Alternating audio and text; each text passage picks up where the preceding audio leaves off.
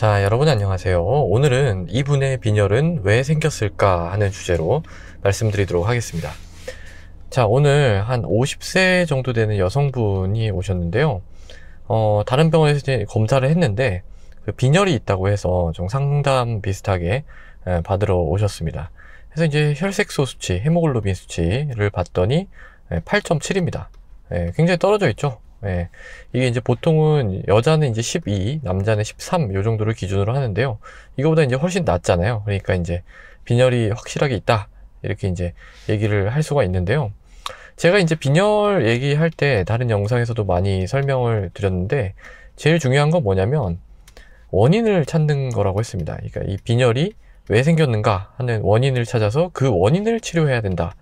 이런 얘기를 드렸죠. 그래서 이제 질문도 이 원인에 따라서 들어갑니다. 그래서 가장 이제 많은 거는 여성분들한테 이제 가장 많은 거는 월경이죠. 월경과다예요. 그래서 요거는 뭐 많게는 뭐 모든 이제 여성의 5분의 1 막 이 정도가 이 월경으로 인한 어떤 빈혈 경향이 있다 이렇게 나온 데도 있고요. 그래서 이걸 먼저 여쭤봤더니 뭐 그렇지는 않다고 하셨어요. 뭐 그런 적이 없다. 라고 하셨고, 그 다음에 또 이제 피날 수 있는, 그러니까 빈혈이 있다는 건 만성적으로 뭔가 피가 난 상황이 또 그럴 수가 있거든요. 그래서 피가 나는 상황을 체크하기 위해서 이제 위내시경이라든지 대장내시경을 하게 되는데, 이걸 미리 이제 여쭤보는 거죠. 이거 하신 적 있느냐? 했더니 이거 둘 다 이제 최근에 하셨어요. 최근에 하셨는데 뭐 특별한 이상이 없었다. 정상이었다는 거죠. 뭐 조그마한 용종 하나 뗐는데 그것 때문에 뭐 그럴 것 같지는 않았고, 이제 그렇게 되면은 철결핍 같은 게 이제 의심이 되는 거죠. 이게 더 흔하니까. 그래서 이제 요걸 이제 검사하려고 그러면은 피 검사가 추가적으로 들어가야 되죠. 그래서 이제 원래 그냥 우리가 하는 그 CBC라고 하죠. Complete Blood Cell Count. 그래서 요거는 이제 적혈구, 백혈구, 혈소판.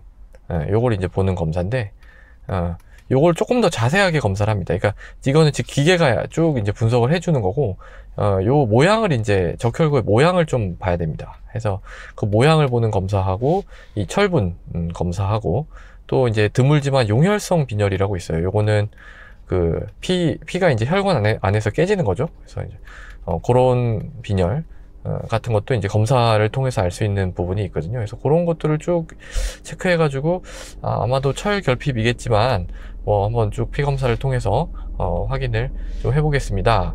이렇게 이제 말씀드리고 그냥 보내드리려고 하다가 그냥 한번 여쭤봤어요. 혹시 뭐 특별한 거 드시는 건 없죠? 이렇게 여쭤봤는데 이 환자분이 보이차를 드신다는 거예요. 보이차. 그래서 보이차를 언제부터 드셨어요? 했더니 그 1년 전부터 계속 쭉 먹고 있다는 거예요. 이게 뭐 살 빠지는 차다 뭐 그렇대요. 그래가지고 1년 전부터 쭉 이제 드신다고 하셨습니다. 그래서 뭐 저는 사실 이 보이차가 특별히 이 빈혈이랑 영향이 있을 걸로 생각을 하지는 않았거든요. 근데 이제 제가 뭐 그래도 이거 드신다고 하니까 이걸 그래도 제가 잘 모르는 거는 제가 찾아봐서라도 좀 빨리 알려드려야 되죠. 그래서 좀 기다리시고 제가 인터넷 검색을 했습니다. 검색을 해서 어떻게 검색을 했느냐, 보이차 빈혈 이렇게 이제 검색을 했어요. 그랬더니 바로 딱 뜨더라고요. 어떤 정보가 뜨냐면 이 보이차라고 하는 차가 탄닌 성분이 있다고 합니다. 탄닌 성분이 있어가지고 이게 이제 철분 흡수를 방해하는데 흡수를 방해할 수가 있기 때문에 철분을 그 복용하고 있는 사람들은 보이차를 가급적 피해라. 뭐 이제 이런 내용이 있습니다. 꽤 믿을만한 그런 정보에서 그런 게 있더라고요. 그래서 그렇구나 하고 이제 혹시 이것도 가능성이 있겠다 하고 이제 환자분한테 여쭤봤더니 환자분이 마침 또 1년 전에 검사를 했을 때는 하나도 이상이 없었다는 거예요. 다른 병원에서 뭐 이것저것 검사했다 그러면 대부분 이 CBC는 들어갑니다. 근데 전혀 이상이 없었는데 1년 만에 이렇게 혈색소가 떨어졌다는 게 잘 이해가 안 간다 이렇게 얘기를 하셨는데 마침 그 시기적으로 1년 전부터 보이차를 계속 이제 드셨던 거예요. 가능성이 있죠. 그러니까 만성적으로 철분 섭취에 이제 부족이 아니라 이제 철분은 섭취를 했는데 이 보이차로 인해서 그게 흡수가 잘 안 된 그런 걸로 시기적으로 생각을 할 수가 있었습니다. 그래서 이제 보이차를 끊고 다시 좀 말씀을 드리기로 했고요. 물론 뭐 시기적으로는 보이차 때문에 그랬을 가능성도 있겠지만 뭐 다른 병이 있었을 수도 있죠. 다른 뭐 원래 철결핍이 있었을 수도 있고 아니면 뭐 검사 용혈성 빈혈이라든지 뭐 다른 비타민의 부족이라든지 뭐 다른 원인이 있었을 수도 있습니다. 그래서 일단 피 검사는 진행을 했고 일단 보이차는 끊어 보기로 그렇게 하고 이제 나중에 결과를 확인하기로 이렇게 이제 정리를 드린 그런 케이스가 있어서 오늘 좀 소개를 드렸습니다. 그래서 오늘 말씀드리고 싶은 거는 첫 번째는 이 빈혈에 있어서는 원인을 파악해서 그러니까 빈혈이 있다고 해서 뭐 우리가 수혈을 받지는 않죠. 피를 공급받지는 않습니다.